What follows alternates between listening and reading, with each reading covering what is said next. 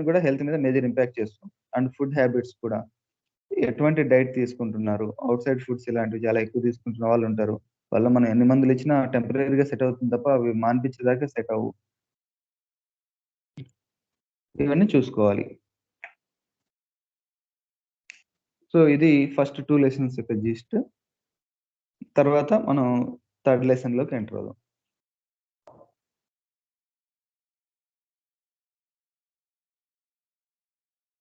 Patient వచ్చారు మన దగ్గరికి కూర్చోబెట్టుకున్నాం, చెప్పమంటున్నాం. వాళ్ళకి సంబంధించిన బాధలన్నీ చెప్తూ వస్తున్నారు. సో, మనకు చెప్పేవన్నీ కూడా పేషెంట్ ఏదైతే ప్రాబ్లమ్స్ అని ఫీల్ అవుతున్నాడో అవే చెప్తూ వస్తాడు. సో, అందులో మోస్ట్ ఆఫ్ ద టైమ్ ఎలా ఉంటాయంటే, they are common to the disease. ఒక వ్యాధికి సంబంధించి దానికి కామన్ సింప్టమ్సే వస్తూ ఉంటాయి. They are not particular to any remedy. అది స్పెసిఫిక్‌గా ఒక రెమెడీ ఇండికేట్ చేసేలాగా ఉండవు. సో, మోస్ట్‌లీ they are called general symptoms. Common symptoms అవే వస్తుంటాయి. మన దగ్గర వాలంటరీగా హైడ్ చేయడం అని కాదు గానీ, patient doesn't know whether these symptoms are important to tell or not. తనకి యాస్ ఆఫ్ నౌ బాదరింగ్ అనిపిస్తున్నవి చెప్తూ వస్తాడు. సో, మనం వాటి గురించి ఇంకొంచెం మైన్యూట్ డీటెయిల్స్ తీసుకోవాల్సొస్తుంది. కొన్నిసార్లు ఈవెన్ వాటిని పేషెంట్ ఇది ప్రాబ్లమ్ నాకు అని కూడా ఫీల్ అవ్వడు. As they are existing with the patient for long time. కొన్ని సంవత్సరాలుగా ఒక దాంతోటి అది ప్రాబ్లమ్‌గా ఉంటూ ఉంటుంది కానీ, అది అలవాటయిపోతుంది. సో, అది డాక్టర్‌కి చెప్పాలి అవసరం అన్న విషయం కూడా వాళ్ళకి తెలియదు. సో, అలాంటి చోట మనం జాగ్రత్తగా ఉండకపోతే ఏ రెమెడీ ఇండికేట్ చేస్తుంది అన్న విషయంలో మనం కన్‌ఫ్యూజ్ అయిపోతాం. ఎందుకంటే పేషెంట్ ఇచ్చిన సింప్టమ్స్ అన్నీ కూడా కామన్ అండ్ జనరల్ సింప్టమ్సే ఉంటాయి. అవి మెనీ రెమెడీస్‌కి కామన్ సింప్టమ్స్. అందులోంచి ఒక రెమెడీకి పర్టిక్యులర్ సెలెక్ట్ చేయడానికి కావాల్సిన సింప్టమ్ ఏదైతే ఉందో అది మిస్ అయిపోతుంటది.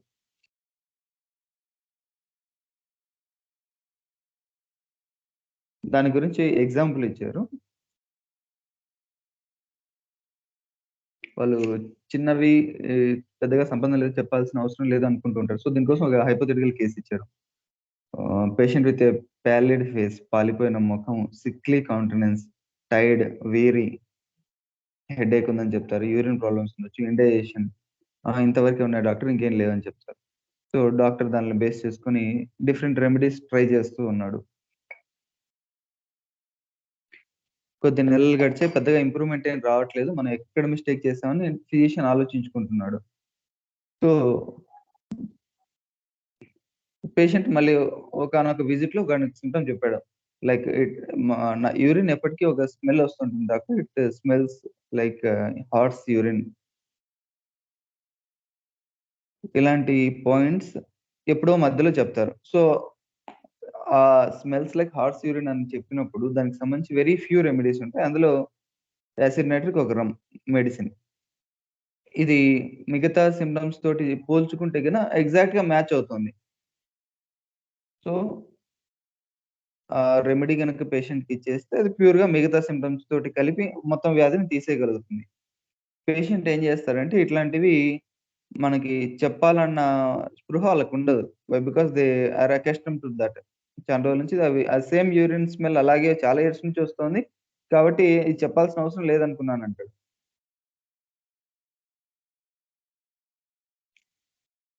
సో, అలా ఏవైనా మిస్ అవుతున్నావా అన్నది చూసుకోవాలి. ఓన్లీ కామన్ జనరల్ సింప్టమ్స్ మాత్రమే వస్తున్నాయి. ఒక పర్టిక్యులర్ రెమెడీకి ఇండికేట్ అయ్యే సింప్టమ్స్ ఏమీ లేనప్పుడు మనం ఏమన్నా మిస్ అవుతున్నామా అన్నది కొంచెం చూసుకోవాలి. ఈవెన్ మనం స్టార్టింగ్‌లో ఒకవేళ పేషెంట్‌ని అడిగినా యూరిన్ ఎలా వస్తుంది? ఏదైనా ఇబ్బంది ఉందా? అని అడిగినా నథింగ్ అనే చెప్తారు. ఏం ఇబ్బంది లేదని చెప్తారు. బట్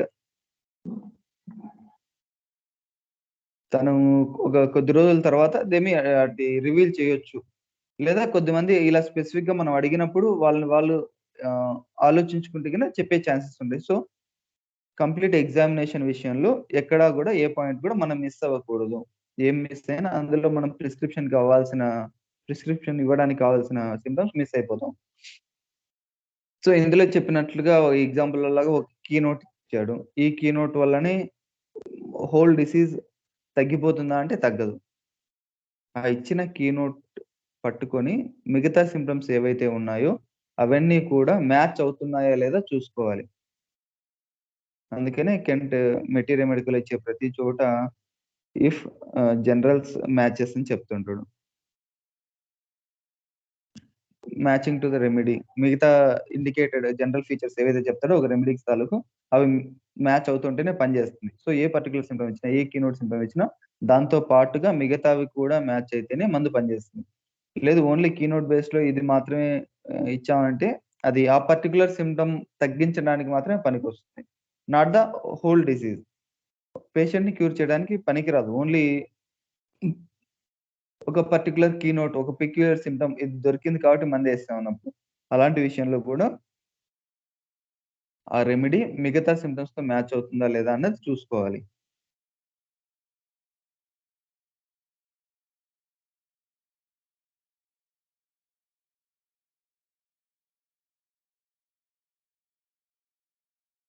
సో, మనం ప్రిస్క్రిప్షన్స్ పర్టిక్యులర్‌గా దొరికాయి. ఇది పర్టిక్యులర్ రెమెడీ అని పట్టుకునే లోపు కొన్నిసార్లు కొన్ని మంత్స్ గడిచిపోతూ ఉంటుంది. సో, మనం ఎక్కడా కూడా negligence as a part of physician అనేది ఉండకూడదు. ఎగ్జామినేషన్ చేసేటప్పుడే మనం ప్రతి పాయింట్ పట్ల కీన్‌గా అబ్జర్వ్ చేస్తూ రావాలి. ప్రతి డీటెయిల్స్ తీసుకుంటూ రావాలి.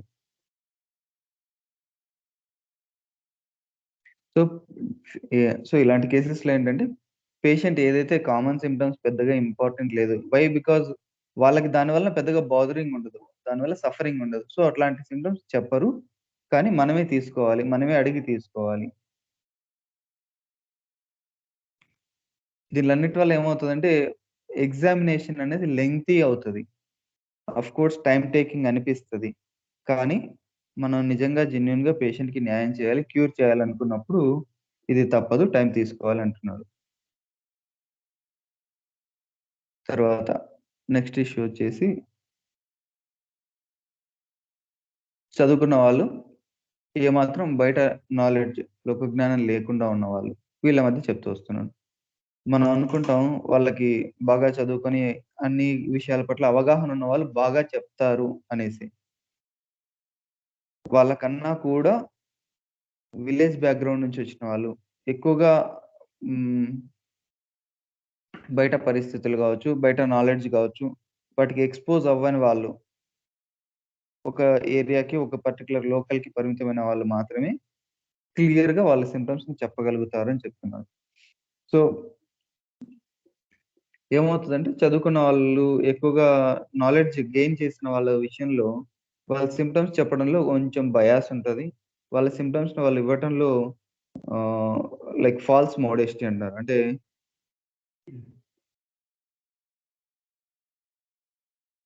కొన్ని విషయాలు చెప్పడంలో వాళ్ళు దాపరికం మెయింటైన్ చేస్తారు. ఉన్నదున్నట్లుగా కాకుండా దాన్ని ఆల్టర్ చేసి చెప్తూ ఉంటారు.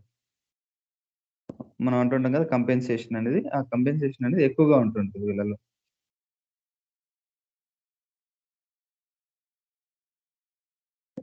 అదే విలేజ్ బ్యాక్‌గ్రౌండ్ నుంచి వచ్చిన వాళ్ళు లైక్ లో క్లాస్‌లో ఉన్నవాళ్ళు వీళ్ళేంటంటే వాళ్ళకున్న ప్రతిదీ కూడా డీటెయిల్‌గా లైక్ మన మెటీరియల్ మెడికల్ లాంగ్వేజ్‌లో ఏదైతే ఉందో ఈవెన్ అట్లాంటి వర్డ్స్‌తో పాటు కూడా ఇచ్చేస్తారు. దానివల్ల ఏమవుతదంటే మనకి ప్రిస్క్రిప్షన్ కొంచెం ఈజీ అవుతది. వై? బికాజ్ మన మెటీరియల్ మెడికా పూర్తిగా కూడా ఆహ్, ప్రూవర్స్ లాంగ్వేజ్‌లో యాస్ ఇట్ ఈస్‌గా నోట్ చేసుంది. Not on the technical terms not like that. So, as it ఈస్‌గా వాళ్ళ సఫరింగ్ మనకి సింప్టమ్స్ ఇచ్చేస్తున్నప్పుడు మన ప్రిస్క్రిప్షన్ ఈజీ అవుతది.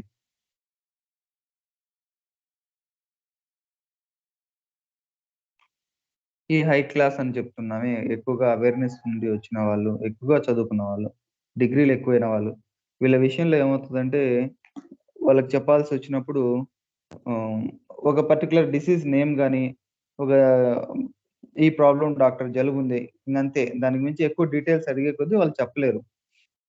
అంతే అనేస్తారు గూడా. మనకి అలోపతి డాక్టర్స్ నుంచి వచ్చిన వాళ్ళు ఒకవేళ తెలిసిన వాళ్ళ ద్వారా గావచ్చు, లేదా వాళ్ళు డైరెక్ట్ అప్రోచ్ అయినప్పుడు కూడా ఇలాంటి ఇబ్బందులే ఫేస్ చేసుకోవచ్చు. ఎందుకంటే వాళ్ళిచ్చే మాటలు లాట్ ఆఫ్ టెక్నికల్ టర్మ్స్ ఉంటుంటాయి. డిసీజ్ డయాగ్నోసిసెస్ ఉంటాయి. లేదా పాథాలజిస్ట్ ఎక్స్‌ప్లెయిన్ చేస్తూ వెళ్ళిపోతారు మనకి. కానీ దాని నుంచి మనకు ప్రిస్క్రిప్షన్‌కి అవసరమైన సింప్టమ్స్ దొరకవు. They are common to many diseases and they are common to many remedies. So, sorry common to particular disease కావచ్చు గానీ, దాని డయాగ్నోసిస్ పరంగా యూజ్ అవుతుంది కానీ, they are common to many remedies. So, మనం పర్టిక్యులర్‌గా ఒక మందునివ్వటానికి యూజ్ అవ్వవవి.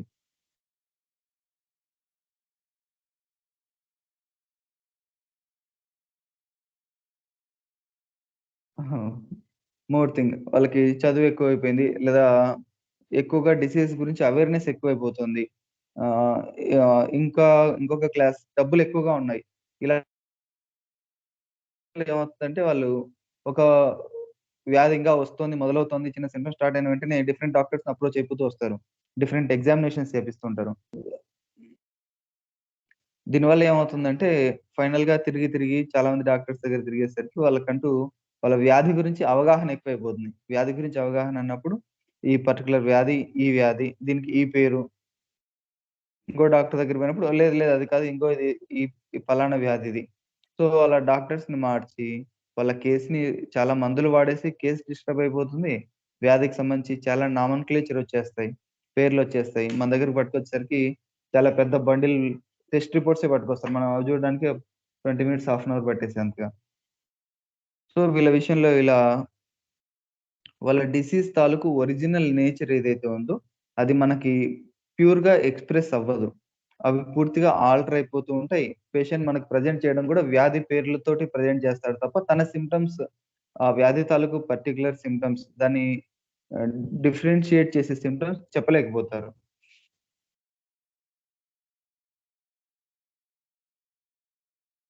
సో, ఇలా వాళ్ళ నాలెడ్జ్ ఎక్కువైపోయే కొద్దీ అది మనకి ప్రాబ్లమ్ అవుతూ వస్తుంది. దట్ సేమ్ కెంట్ గారు ఈ టైంకి 19వ సెంచరీ టైంకి ఇలా జెప్పారంటే ప్రస్తుతానికి మన దగ్గరకొచ్చేసరికి యూట్యూబ్, ఇంటర్నెట్, గూగుల్ వీటి వల్ల ఏమవుతుందంటే ఆ నాలెడ్జ్ అనవసరమైన నాలెడ్జ్ ఇంకా పెరిగిపోతుంది పేషెంట్స్.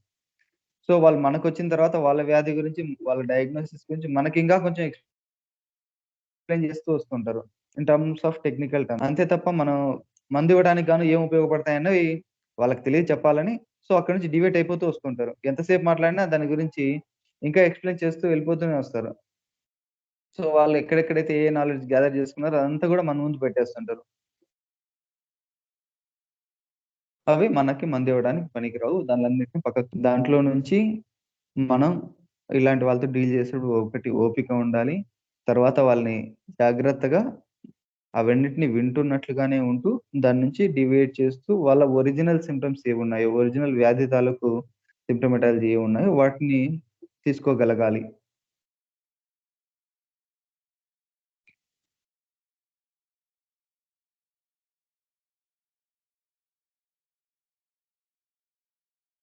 సో, ఈవెన్ ఇలాంటి కేసెస్‌లో మనం ఆహ్, కొంచెం జాగ్రత్తగా ఉండాలి.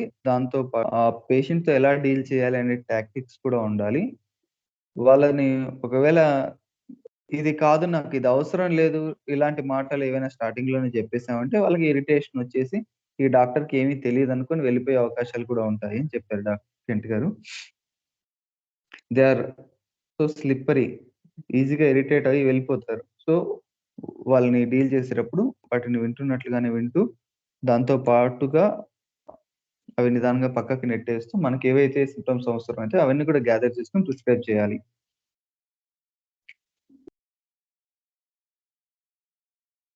ఇది ఒక కేస్. దాని తర్వాత ఎగ్జాజరేటెడ్ ప్రెజెంటేషన్. కొంతమంది వాళ్ళ సింప్టమ్స్‌ని ఈవెన్ థో సఫరింగ్ కొద్దిగా ఉన్నా కూడా వాటిని ఎక్కువగా చేసి చెప్పేస్తుంటారు.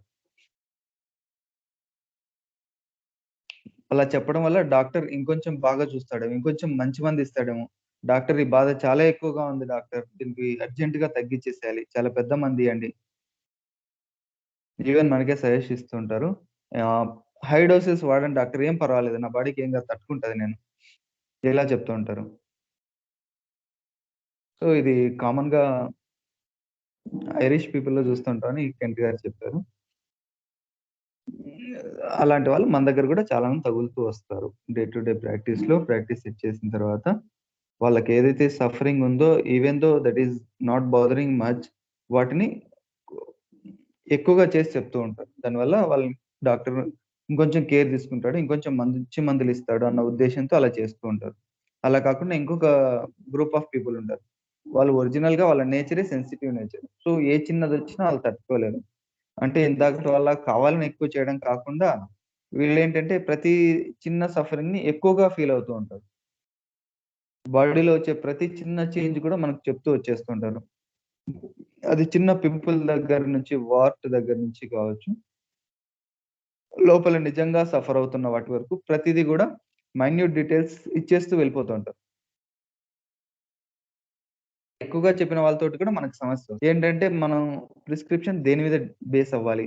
ఏ దానికి ప్రయారిటీ ఇవ్వాలి అన్న విషయంలో డాక్టర్ కన్‌ఫ్యూజ్ అయ్యేంతగా ఎక్కువ చేసి చెప్తూ ఉంటారు.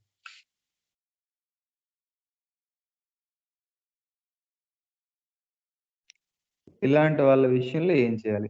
సో, అలా ప్రతి ఆర్గాన్‌కి సంబంధించి, ప్రతి పార్ట్ ఆఫ్ ది బాడీ గురించి గూడా డిఫరెంట్ సఫరింగ్స్ చెప్తూ వచ్చేస్తారు.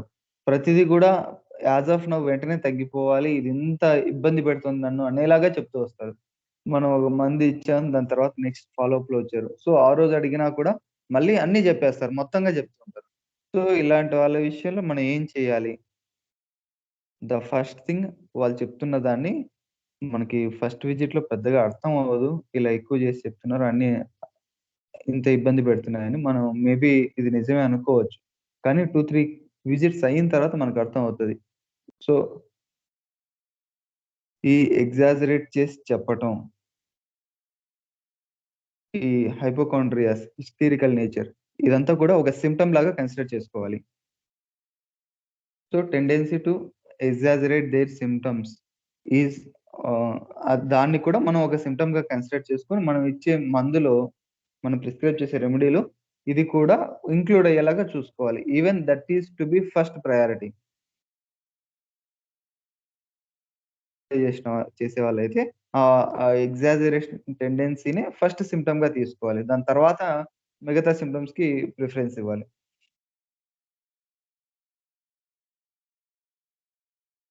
ఇలాంటి వాళ్ళలో మనం ఏం చేయొచ్చు అన్నప్పుడు అది ఒకటి ప్రిస్క్రిప్షన్‌లో దాన్ని కూడా ఒక సింప్టమ్ లాగా ఇంక్లూడ్ చేసుకొని మెడిసిన్ ప్రిస్క్రైబ్ చేయాలి. అలా ఇంకా దాంతో పాటుగా ఒక 3, 4, 5, 6 ఫాలో అప్స్ అయ్యే కొద్దీ స్టార్టింగ్‌లో ఏవైతే సింప్టమ్స్ చెప్తూ వచ్చారో వాటిల్లో చాలా మటుకు ఆల్టర్ అయిపోతూ వస్తాయి. ఎందుకంటే వాళ్ళు ఆహ్, ఒకదాని గురించి పర్టిక్యులర్‌గా బాధ ఉండదాళ్ళకి. చాలా సింప్టమ్స్‌నే ఈవెన్ అలా ఉన్నా కూడా దాన్లలో వాళ్ళ ఒరిజినల్‌గా సఫరింగ్ అయితే ఖచ్చితంగా ఉండి తీరుతుంది. దాన్ల కోసం మన దగ్గరకొస్తారు.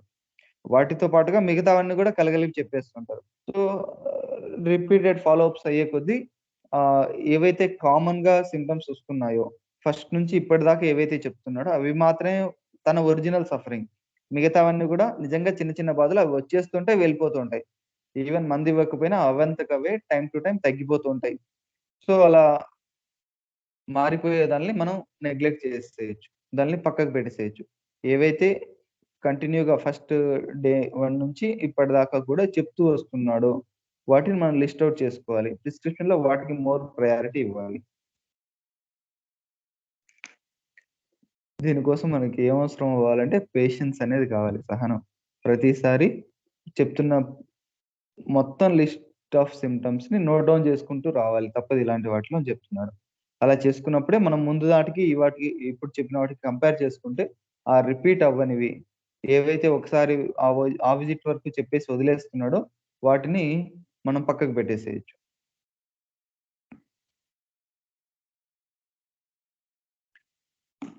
ఇది వాళ్ళ డిసీజ్‌ని ఎగ్జాజరేట్ చేసి చెప్పే వాళ్ళ విషయం. ఆహ్, ఈవెన్ అరౌండ్ ఒక 10% దాకా కూడా మన రెగ్యులర్ పేషెంట్స్‌లో ఇలాంటి వాళ్ళు ఉంటూ ఉంటారు. ఇలాంటి వాళ్ళే మన ఇందాక స్టార్టింగ్‌లో జెప్పాను. అటెండెంట్‌గా ఇలాంటి వాళ్ళొచ్చారన్నప్పుడు ఆహ్, పేషెంట్ ఏదైతే సఫర్ అవుతున్నాడో దాన్ని వీళ్ళ కోణంలోంచి చూసి చెప్పేస్తుంటారు. సో, వీళ్ళ కంగారంతా మన ముందు పెట్టేస్తారు. డాక్టర్ రాత్రంతా ఫుల్‌గా సఫర్ అయిపోయాడు. డాక్టర్ రాత్రంతా ఫుల్ బేదులు, ఫుల్ వామిటింగ్స్ ఇలా ఏవేవో జెప్పేస్తుంటారు. ఫుల్ జ్వరం అసలే నిద్రపోలేదు రాత్రంతా అంటాడు. అదే మనం ఆ పిల్లలతో మాట్లాడామంటే వాళ్ళు ఏం సఫర్ అయింది వాళ్ళు చెప్పగలుగుతారు. కొంచెం జడ్జ్ చేసుకునే ఫెసిలిటీ ఉండాలి. కొంతమంది కాల్ చేస్తారు పొద్దున్నే 5:00, 6:00కే కాల్ చేస్తుంటారు ఎర్లీ మార్నింగ్. ఏం ఏంటంటే చాలా జ్వరం వచ్చేస్తుంది. సఫర్ అయిపోతున్నాడు. ఎక్కువ ఇబ్బంది పడుతున్నాడు. రాత్రి నిద్రపోలేదు ఇలా చెప్తేస్తారు. సరే రమ్మని చెప్పి క్లినిక్ టైమింగ్స్ కాదు. ఇంటికి రమ్మని చెప్పి కూర్చోబెట్టుకొని ఏమైందని అడిగితే, లేదు డాక్టర్ జ్వరం వచ్చింది. జ్వరం 99.2 ఉంది, 99 ఉందని జెప్తారు. చాలా నీరసపడిపోయాడు. పేషెంట్‌ని చూస్తే మాత్రం అవన్నీ ఏం కనపడవు. ఈవెన్ దో వాళ్ళ మైల్డ్ ఫీవర్ ఉండొచ్చు గానీ, అంతటి ఎమర్జెన్సీ సిట్యుయేషన్స్ ఏం కనపడవు. సో, మనం పేషెంట్ ఆహ్, అబ్జర్వేషన్ అక్కడ ఉండాలి. అటెండెన్స్ విషయంలో జాగ్రత్తగా ఉండాలి. ఇలాంటి వాళ్ళే మనకి మందు తీసుకొని వెళ్తారు, మాట్లాడతారు. వెళ్ళిన వెరీ నెక్స్ట్ అవర్ నుంచి గూడా కాల్స్ చేస్తూ వచ్చేస్తుంటారు. ఇది చెప్పడం మర్చిపోయాను డాక్టర్. ఈ బాధ గూడా ఉంది. ఇంతకి డాక్టర్ తగ్గుతుందంటారా నా ప్రాబ్లమ్? ఎన్ని రోజులు పడుతుంది? డాక్టర్ చాలా బాధేస్తుంది. చాలా నొప్పి పెడుతుంది. ఇలాంటి వాళ్ళు వచ్చిన ప్రతి విజిట్‌లోనూ గూడా ఇలా డాక్టర్‌ని కంగారు పెట్టేసేలాగా మాట్లాడుతూ ఉంటారు. వాళ్ళ విషయంలో మనం కంగారు పడిపోయి మందులు మార్చేస్తే పేషెంట్ లూజ్ అవుతారు. వాళ్ళకి బెనిఫిట్ చేయాలనుకుంటే మనకి ఓపికుండాలి. మందులు టకటకటగా మార్చేసేయకూడదు. వాళ్ళు చెప్పే ప్రతిదీ నిజం అనుకోని, వాళ్ళ సఫరింగ్ నిజంగా ఉందా అంతగా అన్ని విషయాల్లో లేదా అన్నది చూసుకోవాలి. లేకపోతే ఈవెన్ డాక్టర్ తన మీద తన కాన్ఫిడెన్స్ కూడా కోల్పోయే అవకాశాలుంటాయి.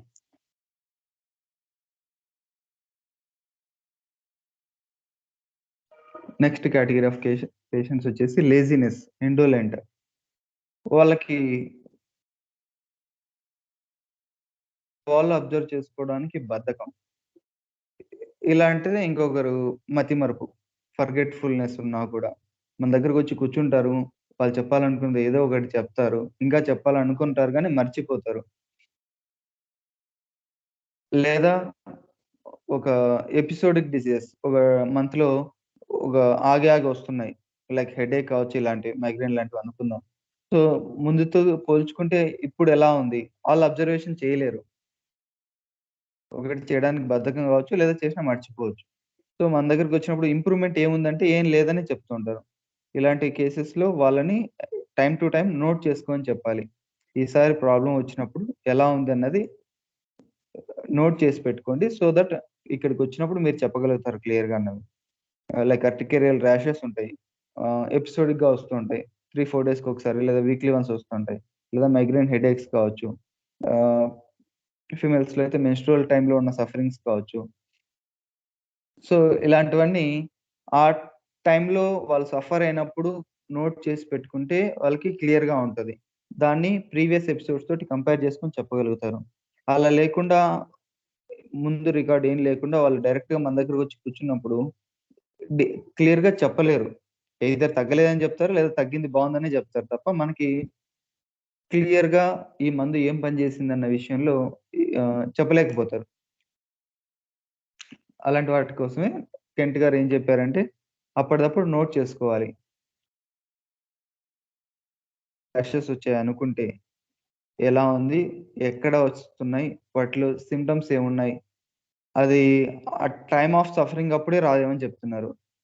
ప్రొద్దున సఫర్ అయిన వాటికి నైట్ టైమ్ కూర్చొని రికలెక్ట్ చేసుకొని రాయడం కూడా కాకుండా, దగ్గర ఒక పేపర్, పెన్ పెట్టుకొని అప్పటిదప్పుడు నోట్ చేసుకుంటే మోర్ క్లియర్‌గా ఉంటుంది అని చెప్తున్నారు.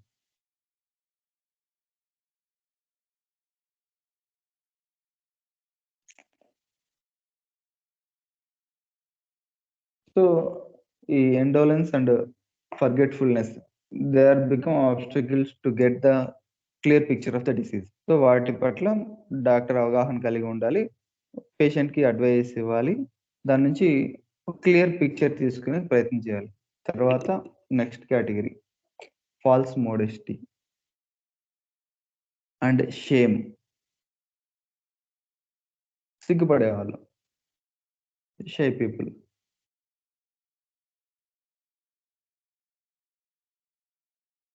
సో, ఇదివరకు ఉన్నట్టి ఈ ఇన్నోసెన్స్ అంటారు. అమాయకత్వం. అది తగ్గిపోతుందట ఇప్పుడు. దానివల్ల ఏమవుతుందంటే, వాళ్ళ వ్యాధుల గురించి, వాళ్ళ సఫరింగ్ గురించి డాక్టర్ దగ్గరికి వచ్చినప్పుడు పూర్తి క్లియర్‌గా చెప్పలేకపోతున్నారు. వాళ్ళకి సంబంధించి లైక్ మెయిన్‌గా ఫీమేల్స్‌లో తీసుకుంటే మెన్‌స్ట్రువల్ ఇష్యూస్ గురించి కావచ్చు. లైక్ ఆహ్, సెక్సువల్ ఇష్యూస్ కావచ్చు. వాళ్ళు సఫర్ అయిన డిసీజెస్ ఆహ్, ఇన్ కేస్ లైక్ లికోరియా లాంటివి కావచ్చు. లేదా మేల్స్‌కొస్తే గొనోరియా లాంటి డిసీజెస్ సఫర్ అయ్యి ఉన్నారు. ఇలాంటివి కావచ్చు. ఇవేవైనా చెప్పడంలో వాళ్ళకి ఈ షైనెస్ ఇలాంటివున్నప్పుడు మనకి క్లియర్‌గా చెప్పలేరు. ఈవెన్ దాటేస్తూ వస్తూ ఉంటారు. ఇలాంటి వాళ్ళని మాట్లాడడం, డీల్ చేయడం విషయంలో పేషెంట్ చాలా టాక్టిక్స్ కలిగి ఉండాలి. వాళ్ళ పట్ల శ్రద్ధ కలిగి ఉండాలి. ఆ షైనెస్‌ని పక్కకి నెట్టి మనతో ఓపెన్ అయ్యేలాగా డాక్టర్ ఉండగలగాలి. సో, డాక్టర్‌ని చూసినప్పుడు వాళ్ళకి ఒక అష్యూరెన్స్, ఒక నమ్మకం కలిగితే మాత్రమే ఎలాంటి సఫరింగ్ అయినా అది ఫిజికల్ కావచ్చు, మెంటల్ సఫరింగ్ కావచ్చు. ఏదైనా సరే ఓపెన్ అయి చెప్పగలుగుతారు. అది లేకుండా డాక్టర్‌కి, పేషెంట్‌కి మధ్య డిస్టెన్స్ ఎక్కువగానే ఉంటుంది అన్నప్పుడు వాళ్ళు చెప్పలేరు. So, homeo doctor must not like a allopathic doctor. రష్‌గా వచ్చేసి ఆ! చెప్పు అనేసి ప్రిస్క్రిప్షన్ రాసి పంపించేలాగా ఉంటే మాత్రం యూజ్ అవ్వదు ప్రాక్టికల్‌గా.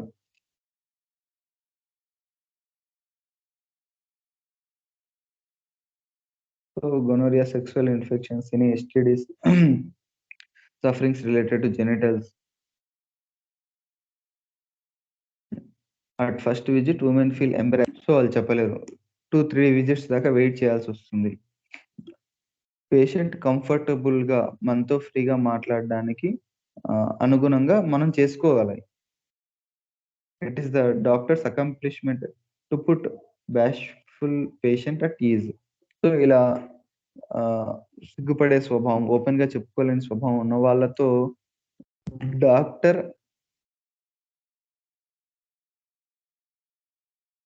ఈజీగా మూవ్ అయ్యేలాగా చేసుకోగలగాలి. అది డాక్టర్ యొక్క అకంప్లిష్‌మెంట్ అని చెప్తున్నాను.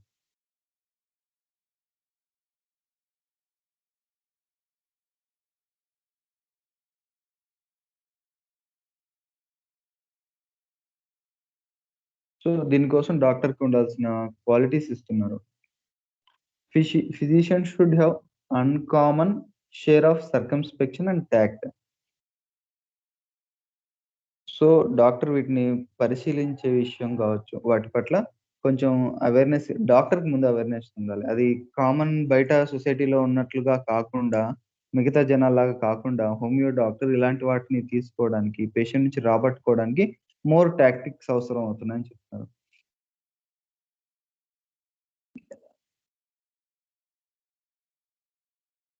Physician should have a knowledge of the human heart, prudence and patience.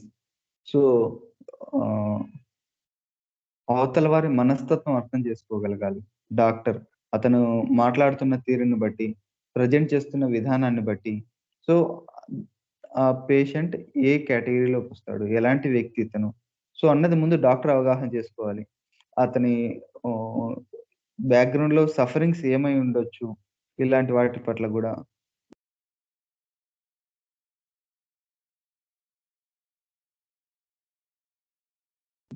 Human heart, Prudence అంటే వివేకం అని చెప్తారు. Sound judgement కలిగుండాలి. పేషెన్స్, సహనం ఉండాలి. సో, ఈ క్వాలిటీస్ ఉన్నప్పుడు మనం అవతల వాళ్ళ మనోభావాలను అర్థం చేసుకోవడంలో గావచ్చు, వాళ్ళ ఎమోషన్స్‌ని తెలుసుకోవడంలో గావచ్చు, లేదా వాళ్ళ సఫరింగ్ ఇలా ఏవైతే చెప్పలేకపోతున్నారో, మనతో దాస్తున్నారో, వాటి గురించి క్లియర్‌గా మనం తెలుసుకోగలుగుతాం.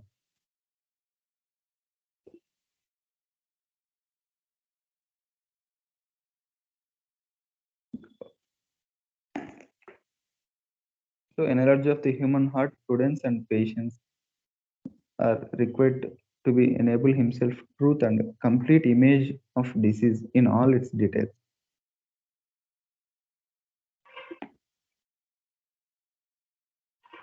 సో, దీనికోసం డాక్టర్‌కి ఇంకా ఏం క్వాలిటీస్ ఉండాలి? ఇలా మన మీద నమ్మకం కలిగించుకోవటానికి, మన దగ్గర అన్నీ ఫ్రీగా చెప్పుకునేలాగా చేయటానికి what qualities must have a doctor. So, మనం we must live like a neighbour వాళ్ళ తోటి జీవి, వాళ్ళ పక్కింట్లో వ్యక్తి అన్నలాగా మనం ఉండగలగాలి. సో, డాక్టర్‌కి, పేషెంట్‌కి మధ్యలో ఉన్న డిస్టెన్స్ కొంచెం తగ్గాలి. To be known as a man of honour. A man to be believed and respected as a candid man. So, ఈ డాక్టర్ దగ్గరికెళ్తే మనం ఏదైనా చెప్పుకోవచ్చు. మన పట్ల డాక్టర్ కేర్ తీసుకుంటున్నాడు. డాక్టర్‌కి ఈ వ్యాధుల పట్ల అవగాహన కలిగి ఉంటుంది. సో, వీటిని మనం చెప్పొచ్చు అనే భరోసా పేషెంట్‌కి కలిగేలాగా డాక్టర్ యొక్క బిహేవియర్ ఉండాలి.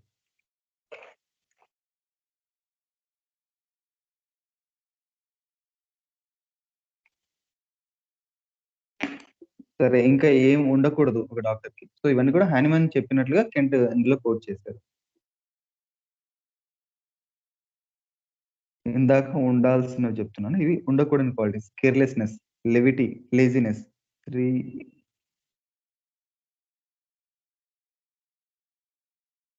కేర్‌లెస్‌గా ఉండటం అర్థమైంది. లెవిటీ ఏదైనా సరే తేలిగ్గా తీసేసుకోవటం, చులకనగా తీసుకోవటం. అండ్ ద లేజినెస్ బద్ధకం. ఈ మూడిటికి డాక్టర్ దూరంగా ఉండాలి.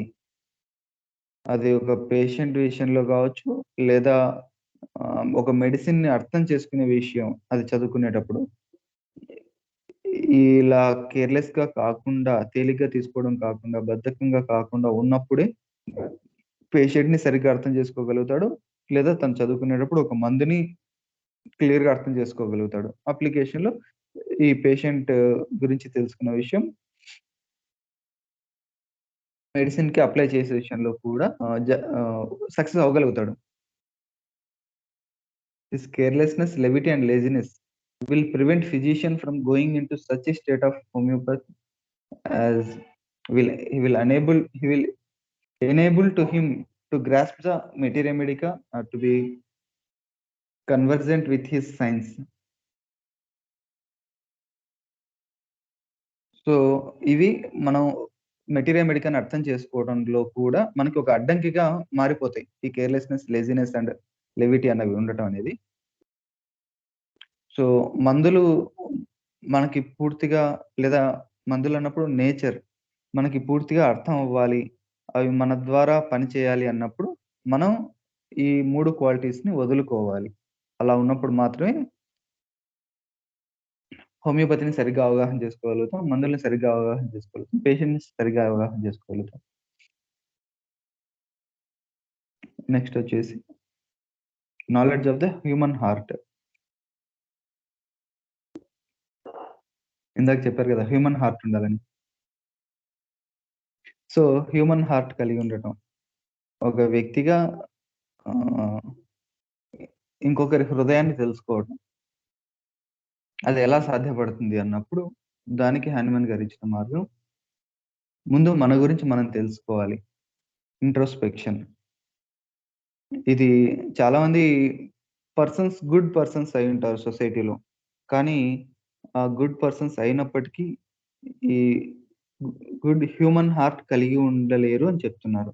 వై? బికాజ్ మనం వచ్చేసి ఆహ్, మన ఎమోషన్స్ ఏంటి? మన ఇంపల్సెన్స్ ఏంటి? వాటిని ఎలా ప్రొజెక్ట్ చేస్తున్నాం అవతల వాళ్ళ మీద అన్న దాని పట్ల మనం కొంచెం ఆహ్, లైక్ మనలోకి మనం చూసుకోవాలి. అలా మనలోకి మనం తొంగి చూసుకున్నప్పుడు ఇంకొకరిని అర్థం చేసుకోగలుగుతాం. సో, దీనికోసం మనం చేయాల్సిన ప్రాక్టీస్ ఏంటంటే, మీరు డాక్టర్‌గా ఉండాలనుకుంటే, మంచి హోమియో డాక్టర్‌గా ఉండాలనుకుంటే, మన మీద మనం అవగాహన పెంచుకోవాలి. మన మనస్తత్వం ఏంటి? మనం ఎలా ఉంటున్నాం? మన ఇంపల్సెస్ ఏంటి? మన ఎమోషన్స్ ఏంటి? ఇవి తెలుసుకున్నప్పుడు వాటిని ఎలా బ్యాలెన్స్ చేసుకోవాలి అన్న దాని గురించి ఒక అవగాహనొస్తది. ఎలాంటి సర్కమ్‌స్టాన్సెస్‌లో మనం ఎలా బిహేవ్ చేస్తున్నాం? ఇంకొకరి మీద ఎలా రిఫ్లెక్ట్ చేస్తున్నాం? ఎలా ఎక్స్‌ప్రెస్ చేస్తున్నాం? వాటి పట్ల మనం ఇంట్రోస్పెక్ట్ చేసుకుండే కొద్దీ, వాటి విషయాల్లో కొంచెం మార్పు చేసుకోవడానికి అవకాశం ఉంటుంది. చాలా మంది విషయాల్లో మనకి ఇంత టెంపర్ ఉందా? ఇంత యాంగర్ ఉందా? ఇంత ఇగో ఉందా? ఇలాంటివి వాళ్ళకి అవగాహన కలిగి ఉండదు. ఆఫ్‌కోర్స్ అవతల వాళ్ళు సఫర్ అవుతూ వస్తుంటారు వీళ్ళ ప్రవర్తన వల్ల.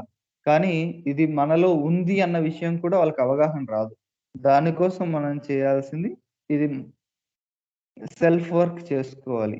మనలో ఇలాంటి ఎమోషన్స్ ఉన్నాయి. మనలో ఇలాంటి ఇంపల్సెస్ ఉన్నాయి. వాటిని ఇలా ప్రొజెక్ట్ చేస్తున్నాం మనం అవతల వాళ్ళ మీద.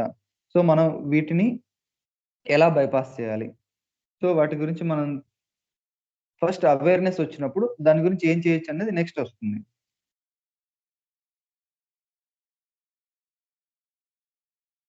So, what impulses one has to control in one self in order to become a man. అలా కంట్రోల్ చేసుకున్నప్పుడే మనం మనుషులు అవుతామంట. దాన్ని అలా చేసుకోలేనప్పుడు సమ్ అదర్ సబ్‌స్టాన్స్ అవుతూ ఉంటాం. నేచర్‌లో ఉన్న ఏదంతా మనం ఆహ్,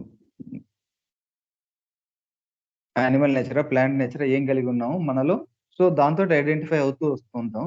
but not as a pure human.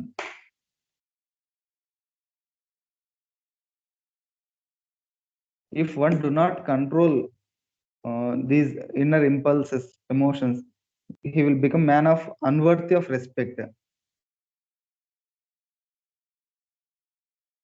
So, ఇలా తన గురించి తను తెలుసుకున్నప్పుడు, తన ఇంపల్సెస్ ఏంటి, తన ఎమోషన్స్ ఏంటి, then it is easy for him to understand the others. Understand the other human heart. అది తెలుసుకోవడం తేలికవుతుంది.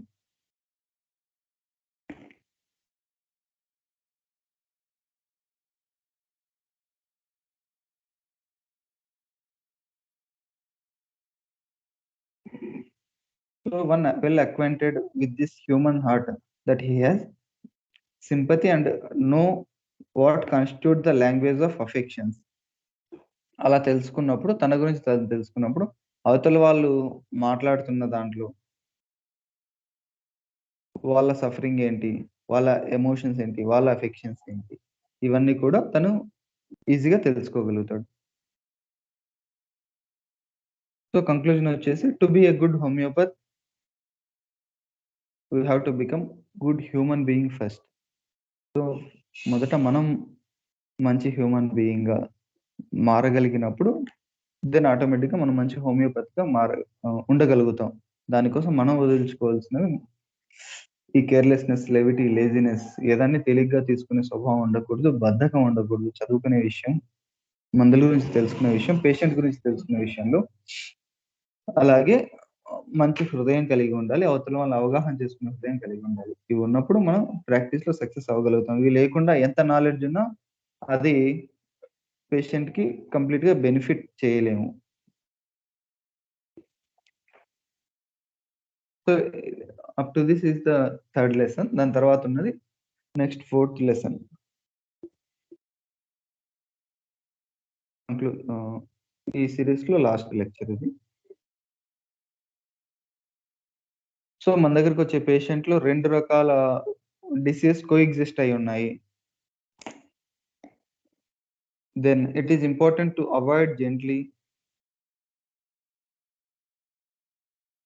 Avoid getting confusion between 2 diseases. ఒక పేషెంట్‌లో at a time 2 disease patterns run అవుతున్నప్పుడు, మనం వాటిని అన్నీ కలుపుకొని కన్‌ఫ్యూజ్ అవ్వకూడదు. అది పేషెంట్స్ తాలూకు క్రానికా ఆర్ అక్యూటా ఏదన్నది ఒకటి తెలుసుకోవాలి. దాంట్లో మనం ఫస్ట్ పిక్చర్‌ని కన్సిడర్ చేసి మందివ్వాలి అన్న దాని పట్ల డాక్టర్‌కి అవగాహన ఉండాలి.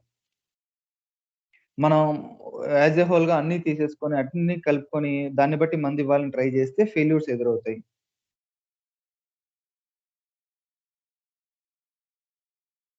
సో, ఒక పేషెంట్ కాన్స్టిట్యూషనల్‌గా కొన్ని సఫరింగ్స్ ఉంటాయి. అలాంగ్ విత్ థట్ మన దగ్గరికొచ్చేటప్పటికి ఒక అక్యూట్ సఫరింగ్ ఉందంటే, ముందుగా వచ్చిన అక్యూట్ సఫరింగ్‌ని, ఆ తరుణ వ్యాధికి సంబంధించిన సింప్టమ్స్‌ని మనం ఫస్ట్ తీసుకోవాలి. ఫస్ట్ సెట్ ఆఫ్ సింప్టమ్స్‌గా తీసుకొని దానికి మాత్రమే మందివ్వాలి. ఈవెన్ థో ఆ టైంలో పేషెంట్ ఒకవేళ వాలంటరీగా అన్నీ చెప్పి దాని గురించి మైన్యూట్ డీటెయిల్స్ ఇచ్చినా గూడా, మనం రెండిటిని డిఫరెంట్ టోటాలిటీగానే తీసుకొని ఫస్ట్ ఈ అక్యూట్ సెట్‌ని క్లియర్ చేసుకోవాలి. ఆహ్, ఎగ్జాంపుల్‌గా తీసుకుంటే లైక్ మలేరియా గావచ్చు, టైఫాయిడ్ గావచ్చు. అది రిపీటెడ్‌గా రావటం వల్ల కొన్ని సెట్ అయ్యి ఉంటాయి.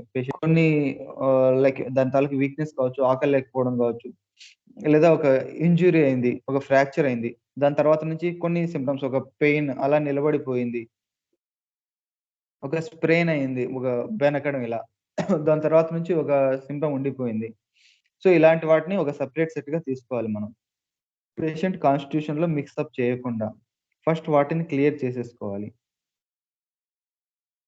లేదా మన దగ్గరకొచ్చే ముందు రోజు లేదా 2 రోజుల ముందు ఒక ఇండైజెషన్ అయింది. వామిటింగ్స్ అయిపోయి దాని తాలూకు నీరసం ఉంది.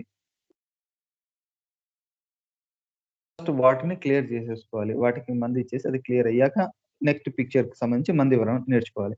అలా కాకుండా అన్నిటిని ఒకదాని కింద తీసుకొని అన్నిటిని కన్సిడర్ చేసి మందిస్తే మనం ఆహ్, సక్సెస్ అవ్వలేము.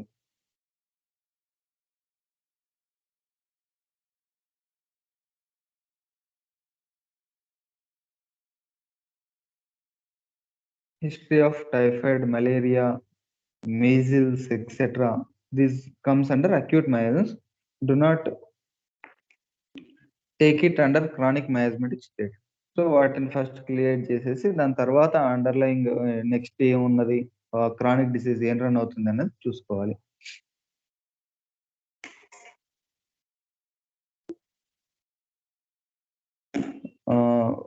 ఒకవేళ ఇలాంటి పేషెంట్ మన దగ్గరికి వచ్చే ముందు ఒక అక్యూట్ సఫరింగ్ వచ్చింది, ఫర్ ఎగ్జాంపుల్ మలేరియా అనుకుందాం.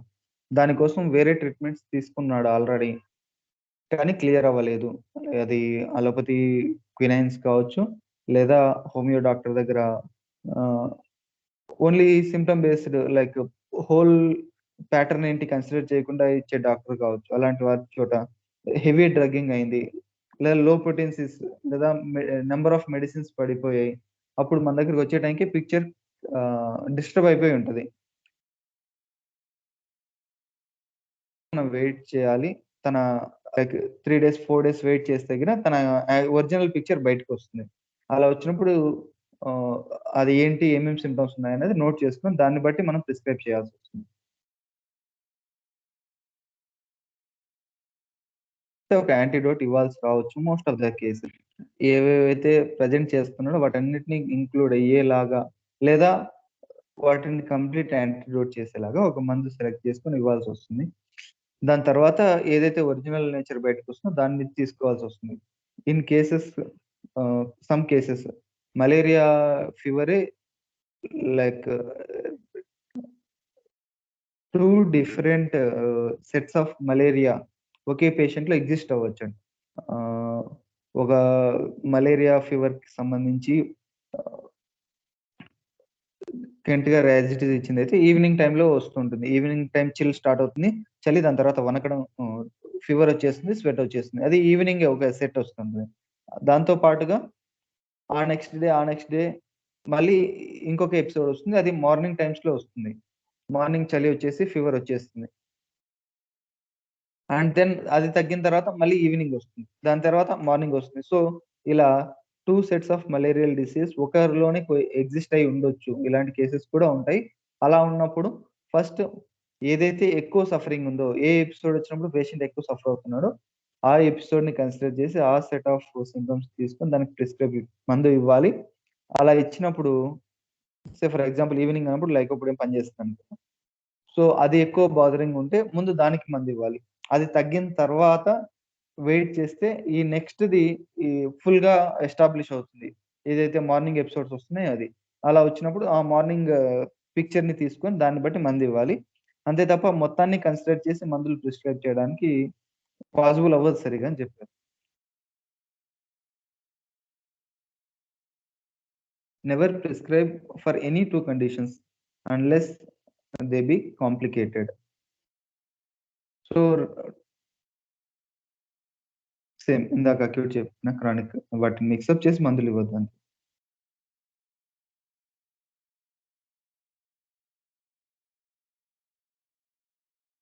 వీలైనంత వరకు ఈ కలిసొచ్చినప్పుడు అక్యూట్ సెట్ ఆఫ్ సింప్టమ్స్ సంబంధించింది ఎక్కువగా అపియర్ అవుతూ ఉంటది బయటికి. క్రానిక్‌లో వాటి సింప్టమ్స్ అప్పటికప్పుడు కొంచెంగా సబ్సైడ్ అయ్యి ఉంటాయి. ఏవైనా ఏ సఫరింగ్ అయినా ఉండని, అది క్రానిక్‌కొచ్చేసరికి టైమ్ ఇస్తది మనకి. ఈ అక్యూట్ ఫేజ్ వచ్చినప్పుడు, అక్యూట్ డిసీజ్ వచ్చినప్పుడు ఈ క్రానిక్‌గా ఉన్న డిసీజ్ సింప్టమ్స్ కొంచెం సబ్సైడ్ అయ్యి ఉంటాయి. ఈ అక్యూట్ ఎపిసోడ్ ఎళ్ళిపోయేదాకా. సో, అది నేచర్‌లో ఉన్నదే. ఏదన్నా ఒక ఫీవర్ కావచ్చు, మోషన్స్ కావచ్చు, వామిటింగ్ కావచ్చు, హెడేక్ కావచ్చు, ఏదైనా అప్పటికప్పుడు వచ్చిపోయేటివి వచ్చినప్పుడు క్రానిక్ సఫరింగ్ అనేది అప్పటికి పెద్దగా కనిపించదు. ఎందుకంటే ఇది ఓవర్‌లాప్ చేసేసి ఇది బాగా ఎక్స్‌పోజ్ అవుతది. సో, దానికి మందిచ్చేస్తే దాని నెక్స్ట్ అండర్‌లయింగ్ క్రానిక్ డిసీజ్ యొక్క సింప్టమ్స్ దీని తర్వాత వస్తాయి. సో, దాన్ని బట్టి ఇవ్వచ్చు.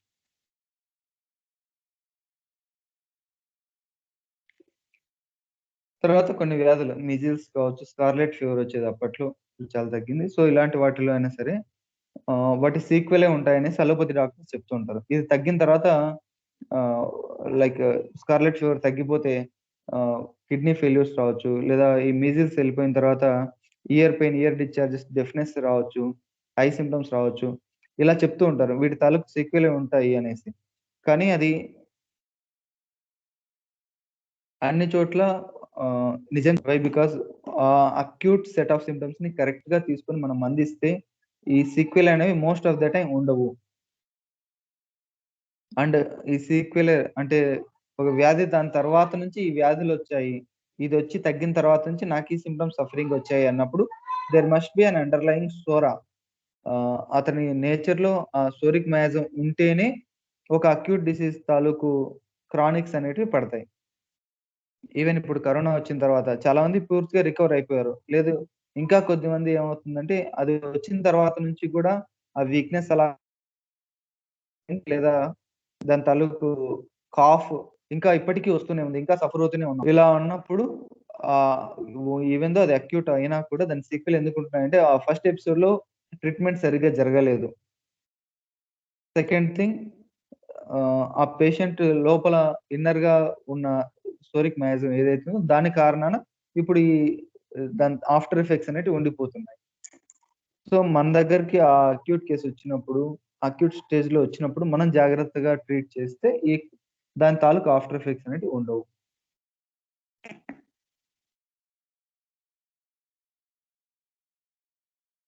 ఈ సఫరింగ్ ఉండంగానే ఏదైనా ఒక వ్యాధి వచ్చింది. సారీ అక్యూట్ డిసీజ్ వచ్చింది. అది ఉండంగానే దీని తర్వాత ఎఫెక్ట్స్ వస్తాయేమో అనేసి ఇంకా వ్యాధి లైక్ ఫీవర్ అది రన్ అవుతుండంగానే దాని ఆఫ్టర్ ఎఫెక్ట్స్ రాకుండా యాంటీసోరిక్ రెమెడీ అలాంటివి ఇవ్వకూడదు. ఫస్ట్ ఏదైతే ఈ అక్యూట్ డిసీజ్ ఉందో లైక్ ఫీవర్ కావచ్చు ఏదైనా, దాన్ని పూర్తిగా తగ్గించి అది తగ్గిపోతున్న టైంలో ఈ అండర్‌లయింగ్ సోరిక్ మయాజమ్ వల్ల కొన్ని సింప్టమ్స్ కనిపిస్తాయి. అప్పుడు యాంటీసోరిక్ రెమెడీ ఇవ్వాల్సొస్తుంది. అంతే తప్ప ముందుగానే మనం ఊహించుకొని ఇవ్వడానికి లేదు. సో, ఈ స్కార్లెట్ ఫీవర్ వచ్చిన తర్వాత, స్కార్లెట్ ఫీవర్‌లో సింప్టమ్స్ థ్రోట్ పెయిన్, ర్యాషెస్ ఒస్తాయి. ఫీవర్ ఉంటుంది. ఇలాంటివి వచ్చినప్పుడు దాని ఆఫ్టర్ ఎఫెక్ట్స్ కింద డ్రాప్సీ వచ్చేస్తుంది. బ్రైట్స్ డిసీజ్, కిడ్నీ ఫెయిల్యూర్ లాంటివి అవుతాయి. అక్యూట్ నెఫ్రోటిక్ సిండ్రోమ్ లాంటివి వస్తాయి. దానికి గాను ఎపిస్ మెల్లిఫికా బాగా పనిచేస్తుంది అనేది ఒక నోట్. అప్పట్లో ఉంది అది. ఈవెన్ మెటీరియల్ మెడికల్‌లో కూడా అది ఉంటూ ఉంటుంది. ఓన్లీ ఇలా ఒక ఒక డిసీజ్, దాని ఆఫ్టర్ ఎఫెక్ట్స్ దానికంటూ ఒక రెమెడీ అనేది ఉండదు. కెంట్ గారు దాన్ని సమర్థించట్లేదిక్కడ. ఖచ్చితంగా ఒక డిసీజ్ ఒక అక్యూట్ డిసీజ్ తర్వాత వచ్చిన క్రానిక్ కంప్లెయింట్స్‌కి పేషెంట్ యొక్క మయాజం ఏంటి? పేషెంట్ యొక్క దాని సింప్టమ్స్ ఏంటి? వాటిని కన్సిడర్ చేసి మాత్రమే మనం రెమెడీ సెలెక్ట్ చేయాల్సొస్తుంది. సో, దీని ఆఫ్టర్ ఎఫెక్ట్స్‌కి ఇదే మందు అన్నట్లుగా మనం ఇచ్చేసేయకూడదు. బ్లైండ్‌గా వెళ్ళకూడదని చెప్తున్నాను.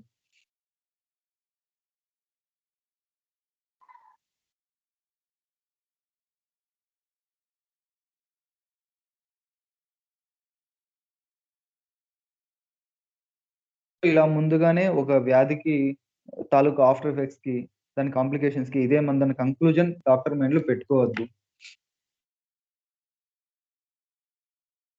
ద సేమ్ థింగ్ మనం బెస్ట్ ఎగ్జాంపుల్ ఈ ఎపిడెమిక్స్ ఇప్పుడొచ్చిన కరోనా వీటిలోనే.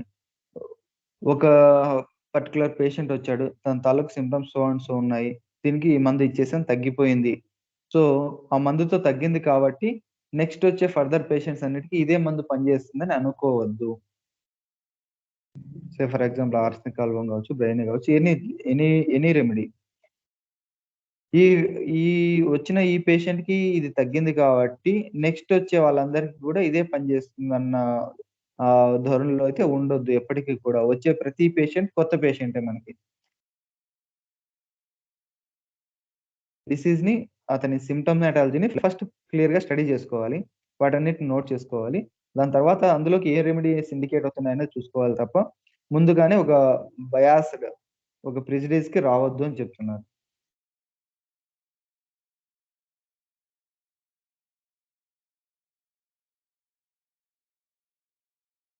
ఈవెన్ ఆహ్, లైక్ ఒకేసారి రిపీటెడ్‌గా కొన్ని అక్యూట్ డిసీజెస్ వచ్చేస్తూ ఉంటాయి. ఈ సీజన్ మారే కొద్దీ వచ్చే కాఫ్, కోల్డ్ ఇలాంటివే కావచ్చు. కాఫ్, కోల్డ్ ఫీవర్ ఈ సీజన్‌లో వీలైనంత వరకు వస్తోంది చాలా మందికి. సో, ఇంతకుముందు సీజన్‌లో ఇలా వచ్చినప్పుడు నాకు ఈ మందు పనిచేసింది. కాబట్టి ఇప్పుడొచ్చిన వాళ్ళందరికి కూడా ఇదే మందు పనిచేస్తుంది అని అనుకోవద్దు. ప్రతిసారి వచ్చే ఎపిడెమిక్స్ కూడా ఒక కొత్త సెట్‌గానే మనం చూసుకోవాలి. కొత్తటి వ్యాధిగానే చూసుకోవాలి. సో, దానికి పెట్టే పేరు సేమ్ కావచ్చు. సేమ్ చికెన్ పాక్స్ కావచ్చు. సేమ్ కరోనా గావచ్చు. ఏదైనా గావచ్చు. కానీ ప్రెజెంట్ రీఅపియర్ అవుతున్నది. అప్పట్లో అయితే కలరా డిసీజ్ ఎక్కువగా వచ్చేవి. సో, ఏదైనా గావచ్చు. డయాగ్నోసిస్ పాతదైనా మన దగ్గరికొచ్చేసరికి దాన్ని న్యూ ఎపిడెమిక్ గానే తీసుకోవాలి. ఆ టైంలో వస్తున్న పేషెంట్స్‌కి సఫరింగ్ ఏమున్నాయి క్లియర్‌గా నోట్ డౌన్ జేసుకోవాలి. ముందుగానే ఈ మందులు ఇండికేట్ అవుతాయన్న ఒక మైండ్ సెట్‌తో అయితే వెళ్ళకూడదు పేషెంట్ దగ్గరికి. క్లియర్‌గా అన్నీ రాసుకున్న తర్వాత, మొత్తం వాళ్ళు చెప్తున్న సింప్టమ్స్ అన్నీ పేపర్ మీద పెట్టిన తర్వాత, దానికి ఏం రెమెడీస్ ఇండికేట్ అవుతున్నాయి, అన్నది మనం చూసుకోవాలి. అలా కాకుండా ముందుగానే మన మైండ్‌లోకి ఒక మందొచ్చేసిందంటే, లైక్ బ్రెయినే వచ్చిందనుకుందాం. వచ్చినప్పుడు మన అబ్జర్వేషన్ దాని తర్వాత నుంచి ఎలా వెళ్తదంటే, మన ఎగ్జామినేషను దాహం ఎక్కువేస్తోంది గదా! అని అడిగేస్తాం. ఎక్కువ నీళ్ళు తాగుతున్నాం గదా! అని అడిగేస్తాం. నొప్పులున్నాయి. తలనొప్పి నొక్కితే బావుంటుంది గదా! అని అడుగుతాం. సో, ఇవన్నీ గూడా ఫిజిషియన్ చేసే ఎర్రర్స్. వీటినే ఇందాక చెప్పిన leading questions, suggestive questions, yes or no questions. ఇవేమవుతాయంటే కేస్‌ని ఒక బయాస్డ్ అబ్జర్వేషన్‌లోకి తీసుకెళ్ళిపోతాయి. సో, మన మైండ్‌లో బ్రెయినే అనిపించింది. బ్రెయినే ఇద్దాం అనుకున్నాం కాబట్టి బ్రెయిన్ తాలూకు సింప్టమ్స్ అన్నిటిని పేషెంట్‌లో మనం రాబట్టుకుంటున్నాం. అది తప్పు అలా చేయొద్దు. సో, ముందు తీసుకునేటప్పుడు క్లియర్‌గా ఏమున్నాయి సింప్టమ్స్ అన్నిటిని రాసుకోవాలి. ఆ రాసుకున్న తర్వాత మనకి అందులోంచి వితౌట్ ప్రెజుడిస్ అబ్జర్వ్ చేసినప్పుడు వచ్చే సింప్టమ్స్ బట్టి కొన్ని మందులొస్తాయి. మోస్ట్ ప్రాబబ్లీ ఒక 3, 4 మెడిసిన్స్ ఇండికేట్ అయ్యేలాగా ఉన్నాయి ఈ కేస్‌లో అనిపించింది. సో, ఆ 3, 4 మెడిసిన్స్ తాలూకు సింప్టమ్స్‌ని మనం చూసుకొని, అందులో ఏదైనా డిఫరెన్షియేటింగ్ ఫీచర్ ఉన్న సింప్టమ్ ఇప్పుడు పేషెంట్‌ని అడగొచ్చు. సో, అలా అడిగినప్పుడు అంటే ఇప్పుడు మనం అడిగేదేంటంటే రెమెడీ పాయింట్ ఆఫ్ వ్యూలో అడుగుతున్నాం. ఈ 3, 4 ఏది పాసిబుల్ ఉంది పేషెంట్‌కి ఏది ఇండికేట్ అవుతుందని. ఇప్పుడు ఈ రెమెడీ పాయింట్ ఆఫ్ వ్యూలో పేషెంట్‌ని అడిగేసి అందులో ఉన్న ఒక రెమెడీని సెలెక్ట్ చేయొచ్చు. అంతే తప్ప కూర్చొని ఎగ్జామిన్ చేసే స్టార్టింగ్‌లోనే ఆ మధ్యలోనే మనం ఒక రెమెడీ అనుకోని దాని తాలూకు సింప్టమ్స్ అయితే అడగకూడదు. ఓకేనా? ఫస్ట్ ఎగ్జామినేషన్ ప్యూర్‌గా ఉండాలి. దాని నుంచి వచ్చిన సింప్టమ్స్‌ని బట్టి, అందులో ఏ రెమెడీ పాసిబుల్ ఉందని దాంట్లో నుంచి మనం అప్పుడు కావాలంటే ఒక రెమెడీ తాలూకు సింప్టమ్స్ అడిగి ఆహ్, డిసైడ్ చేసుకోవచ్చు. కంక్లూడ్ చేయొచ్చు ఇది మందనేసి.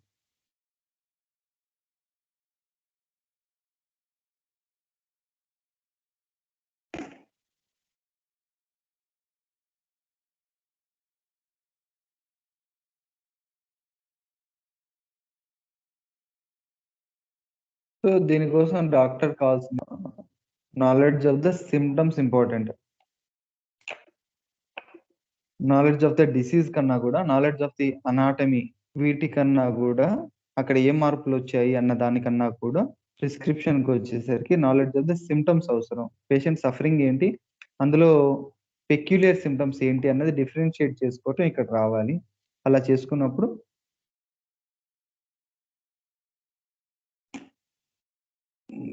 దెన్ అంత క్లియర్ కట్‌గా మెటీరియల్‌గా నాలెడ్జ్ ఉంది. అందులో పెక్యులియర్ సింప్టమ్స్ ఏంటి? పలానా డ్రగ్ తాలూకు పెక్యులియర్ సింప్టమ్స్ ఏంటి? పెక్యులియర్ పిక్చర్ ఎలా ఉంటుంది అని తెలుసుకున్నప్పుడు, ఈ రెండిటిని మ్యాచ్ చేయటం పాసిబుల్ అవుతది. సో, ప్రతి వ్యాధి కూడా తన వ్యాధి యొక్క ఆహ్, నేచర్ నుంచి వచ్చిన లాంగ్వేజ్ తోటి మనతోటి కమ్యూనికేట్ అవుతది. మనం దాన్ని పట్టుకోవడం నేర్చుకోవాలి. Each disease presents with its own nature of symptoms. Own nature of set of symptoms. ప్రతిదీ ఇంకొక దానితోటి ఖచ్చితంగా డిఫర్ అయ్యే ఉంటుంది. అది ఏంటి అనేది మనం తెలుసుకోగలగాలి. అలాంటిది పర్సీవ్ చేయగలిగినప్పుడు ప్రిస్క్రిప్షన్స్ ఈజీ అవుతాయి. దానికోసం మనం ఏం కలిగి ఉండాలి అన్నప్పుడు అన్‌ప్రెజుడైజ్డ్ అబ్జర్వేషన్, అన్‌బయాస్డ్ అబ్జర్వేషన్. సో, వచ్చే ప్రతి కేస్ కూడా మన దగ్గరికి వెరీ ఫస్ట్ టైమ్ వస్తున్నట్లుగానే మనం భావించాలి. Very beginning it is very new case అన్నట్లుగా ఆ మైండ్ సెట్‌తో మనం వెళ్తే, అప్పుడు మనం ఈ క్లియర్ అన్‌బయాస్డ్ అబ్జర్వేషన్ అనేది తీసుకోగలుగుతాం. అలా కాకుండా ఇలాంటి వ్యాధిని నేను ఆల్రెడీ ట్రీట్ చేశాను. ఈ డిసీజ్ మొన్న ఈ మధ్య వచ్చింది. ఇంకొకరికి నేను తగ్గిచ్చాను. పలానా మందేసి తగ్గిచ్చాను. అన్నప్పుడు అది డాక్టర్‌కి అబ్‌స్ట్రకిల్ అవుతది.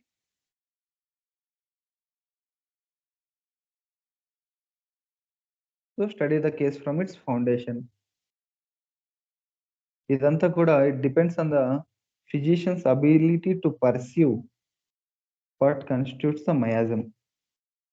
ఈ వైద్యుడి యొక్క అండర్‌లయింగ్ మయాజమ్ ఏదైతే ఉందో, అంటే ఈవెన్ దో మనం ట్రీట్ చేస్తున్నా గూడా, మనం కూడా మయాజమ్స్‌ని కలిగి ఉంటాం గదా! మన లోపల. ఆ డాక్టర్ యొక్క మయాజమ్ ఏదైతే ఉందో, దాన్ని బట్టి ఈ డాక్టర్ పేషెంట్‌ని ఎలా పర్సీవ్ చేసుకుంటున్నాడు, పేషెంట్ యొక్క సింప్టమ్స్‌ని ఎలా పర్సీవ్ చేసుకుంటున్నాడు అన్నది డిపెండ్ అవుతుంది. సో, ఫస్ట్ మనం ప్యూర్‌గా ఉండాలి అని చెప్తున్నారు.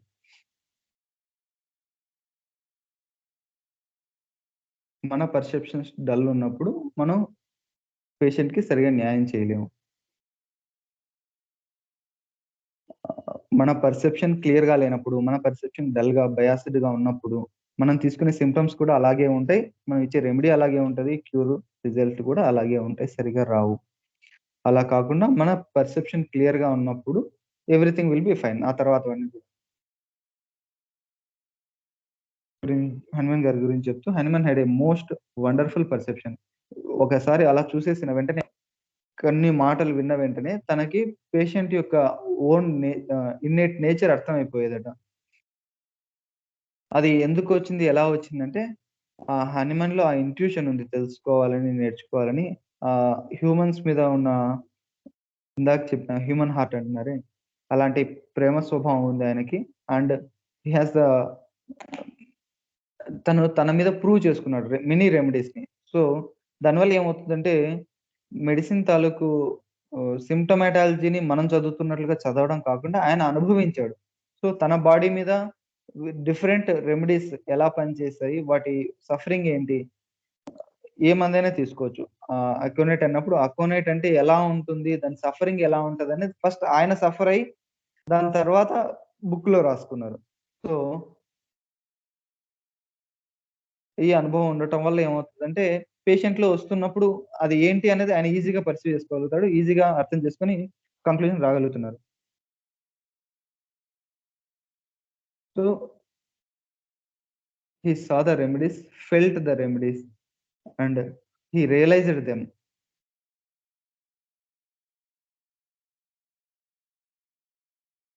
తెలుసు అన్న హైపోథెసిస్ కాకుండా దాన్ని ఆయన అనుభవించారు.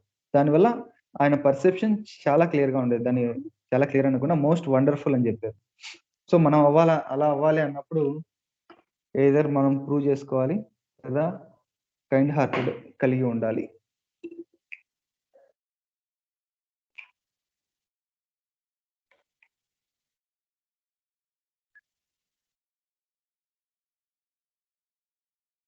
So, we ought never to substitute hypothesis in the room of observation. Never regard any case as already known. ఈ కేస్ నాకు తెలుసు అని ఏ కేస్ గురించి కూడా, ఏ కొత్త పేషెంట్ గురించి కూడా మనం అనుకోవడానికి లేదు.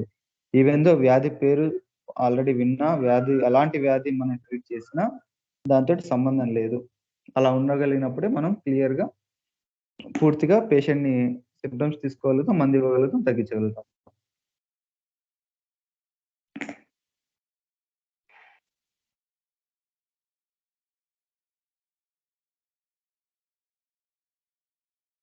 సార్ ఇచ్చిన లెస్సర్ రేటింగ్స్‌లోని ఎగ్జామినేషన్ ఆఫ్ ద పేషెంట్. ఏవైనా డౌట్స్ ఉంటే అడగండి సార్.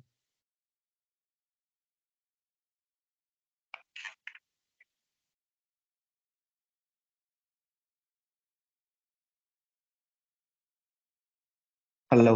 సార్ సార్ చెప్పండి. ఫిజికల్ జనరల్స్‌లో ఆకలి, నిద్ర, తర్వాత ఈ మోషన్ తీరు అవేనా, ఇంకా చెమట, ఇంకా చాలా ఉంటాయా సార్? ఫిజికల్ జనరల్స్‌లోకొచ్చేసరికి ఆకలి, నిద్ర, యూరిన్, బవెల్ మూవ్‌మెంట్స్, స్లీప్, డ్రీమ్స్‌ని కొద్దిమంది ఫిజికల్ జనరల్స్‌లో పెడతారు. కొంతమంది మెంటల్ జనరల్స్‌లో పెడతారు. సో, నిజానికైతే డ్రీమ్స్ వచ్చేసి డెల్యూజన్స్. సో, మైండ్‌కి సంబంధించినవి. వీటన్నిటినైతే తీసుకోవాలి. పర్స్పిరేషన్, స్వెటింగ్ ఒకటి. Energy levels. In general patient week or స్ట్రాంగ్‌గా ఉంటున్నాడా? స్ట్రాంగ్ రోబస్ట్ అంటారు. అలాగా లేదా వీక్ ఇలా ఉన్నాడా? హ్మ్. ఆహ్, అలాగే సార్ ఇప్పుడు మనకి ఎన్ని పాలిక్రెస్ట్‌లు ఉంటాయో అన్ని కాన్స్టిట్యూషన్స్ ఉంటాయా సార్ మనుషుల్లో?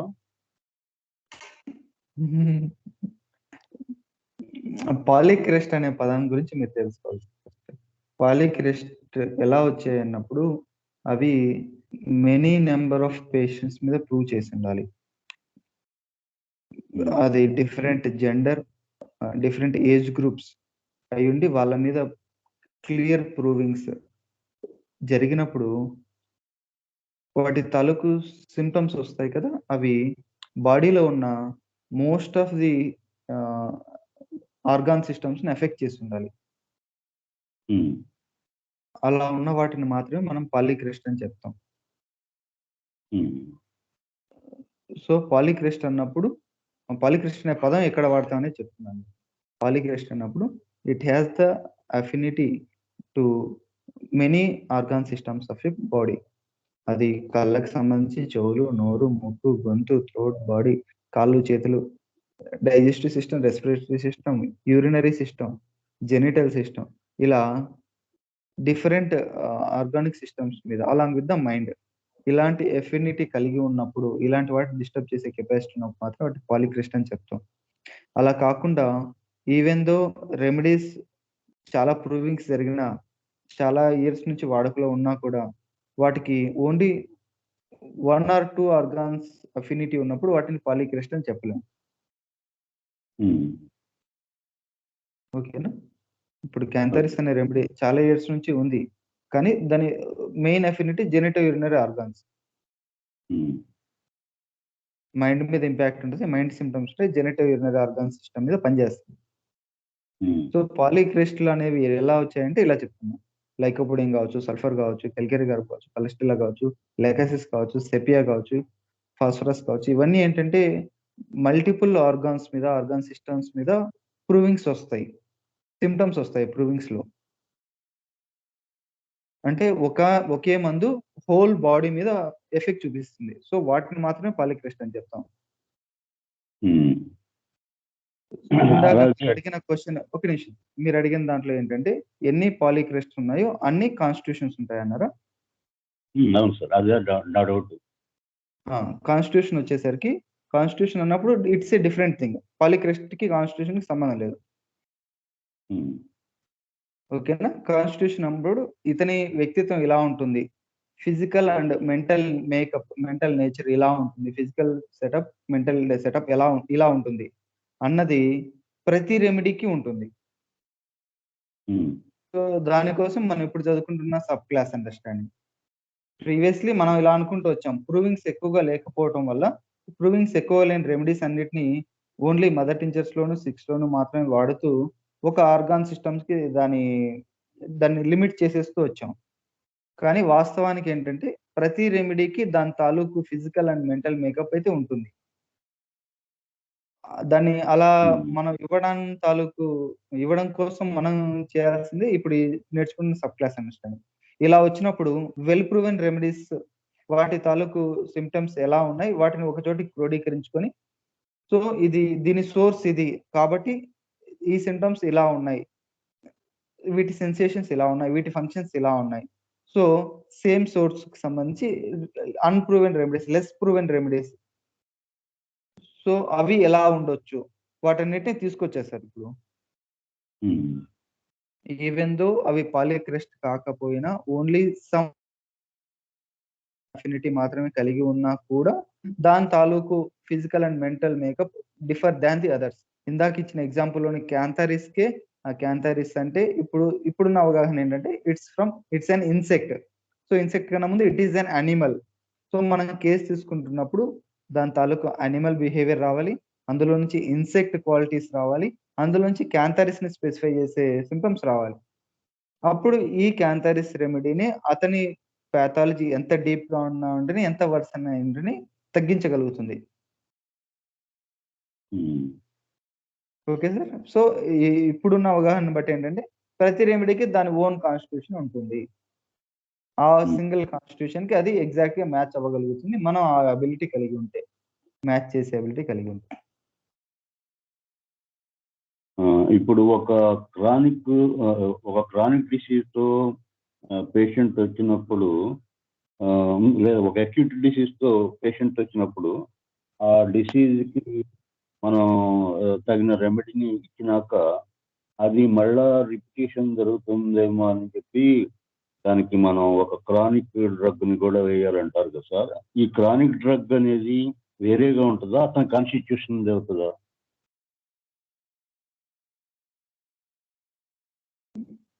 దీన్ని బట్టి ఓన్లీ మళ్ళా హ్మ్.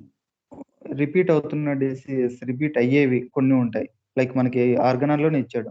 మలేరియల్ డిసీజెస్ గురించి ఇచ్చారు. సో, అలాంటి వాటిలో ఏం మందు ఇయ్యాలనేది కూడా హనుమాన్ గారే ఇచ్చారు. సల్ఫర్, హెపార్ సల్ఫ్ ఇచ్చారాయన. హ్మ్. ఆ రిపిటీషన్‌ని బ్రేకప్ చేయటానికి. హ్మ్.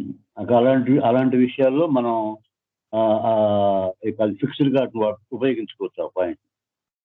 డెఫినైట్‌లీ ఆ అండర్‌లయింగ్ కాన్స్టిట్యూషన్ దానికి సపోర్ట్ చేస్తుంటేనే హ్మ్. అవి మళ్ళీ మళ్ళీ రికర్ అవ్వగలుగుతాయి. హ్మ్. ఆ కాన్స్టిట్యూషన్స్ సపోర్ట్ చేయనప్పుడు, వైటాలిటీ బాగున్నప్పుడు అవి రిపీట్ అవ్వవు. సో, దాని అండర్‌లయింగ్ మయాజం గూడా మళ్ళీ మనం తెలుసుకోవాలి. హ్మ్. ఇప్పుడు ఓన్లీ టైఫాయిడ్ ఫీవర్ మాత్రమే ఉంది. అది మళ్ళీ వస్తుంది. లేదా దాని టైఫాయిడ్ తాలూకు నీరసం ఉండిపోయింది. సో, టైఫాయిడ్ తాలూకు నోసోడ్ వచ్చేసి పైరోజినం. హ్మ్. పైరోజినం వేస్తే వీలైనంత వరకు దాని తాలూకు సింప్టమ్స్ కట్ అవుతాయి. మళ్ళీ రావటం అనేది కూడా కట్ అవుతది.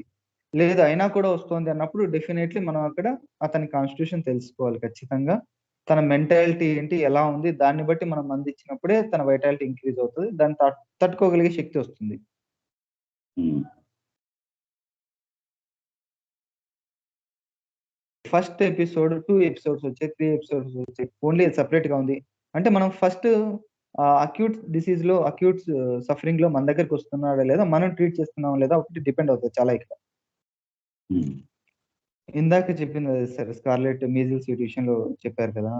ఆ అక్యూట్ సెట్ ఆఫ్ సింప్టమ్స్ కరెక్ట్‌గా తీసుకొని మనం సరైన మందిచ్చినప్పుడు వీలైనంత వరకు అక్కడితోనే అది స్టాప్ అయిపోతుంది. రికవర్ హ్మ్. అవ్వదు. లేదా దాన్ని సీక్వెల్ అంటూ చెప్తూ వచ్చారు. దాని ఆఫ్టర్ ఎఫెక్ట్స్ వీలైనంత వరకు ఉండవు. అలా కాకుండా మళ్ళీ వస్తోందన్నప్పుడు ఖచ్చితంగా దానికి అండర్‌లయింగ్ ఆహ్, కాన్స్టిట్యూషన్ సపోర్ట్ చేస్తూ ఉంది. సో, దాని తాలూకు కేస్ టేకింగ్ మళ్ళీ తీసుకోవాలి. అతని ఆహ్, మనస్తత్వం ఏంటి? తన నేచర్ ఏంటి? ఇవన్నీ తీసుకొని దాన్ని బట్టి మందిస్తేనే అవి రాకుండా ఈ వైటాలిటీ ఇంప్రూవ్ అవుతుంది. Okay sir.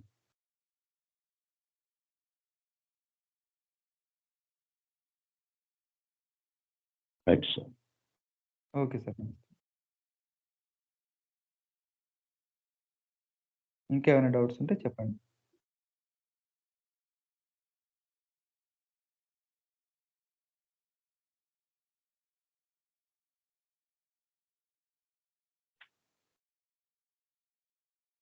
సరే అయితే 7:30 అవుతుంది. కంక్లూడ్ చేద్దాం.